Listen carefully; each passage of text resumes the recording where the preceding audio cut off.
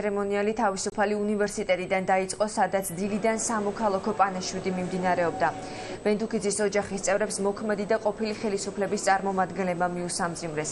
პანაშვიდზე ექს-პრეზიდენტის ოჯახიც იმყოფებოდა. სანდრა რულოვსმა მიხეილ სააკაშვილის სამძიმრის წერილი წაიკითხა. წინასწარი ექსპერტიზის მიხედვით კახა ბენდუქიძე 13 ნოემბერს ლონდონში გულის უკმარისობით გარდაიცვალა.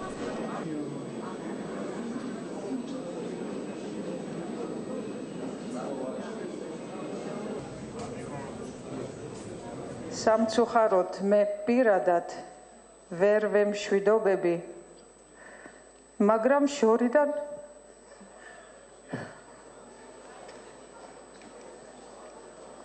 შორიდან ვეუბნები ნახვამდის ჩემო თანამოაზრე და ყველაზე სახვერელო მეგობარო.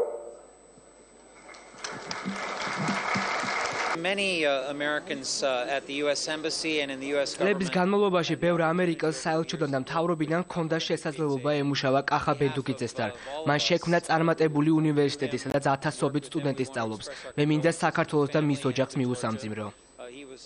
ის რომ საბჭოთა წარსული ბევრი მიმართულებით არის წაშლილი და პირველ რიგში იდეოლოგიურად ეს არის კახა ბენდუქიძის დამსახურებაც ყველასთან ერთად, მაგრამ ერთ-ერთი მთავარი როლი შეასრულა ამაში ეს იყო ადამიანი, რომელსაც უზომოდ უყვარდა თავისუფლება და ესმოდა თავისუფლების ფასი.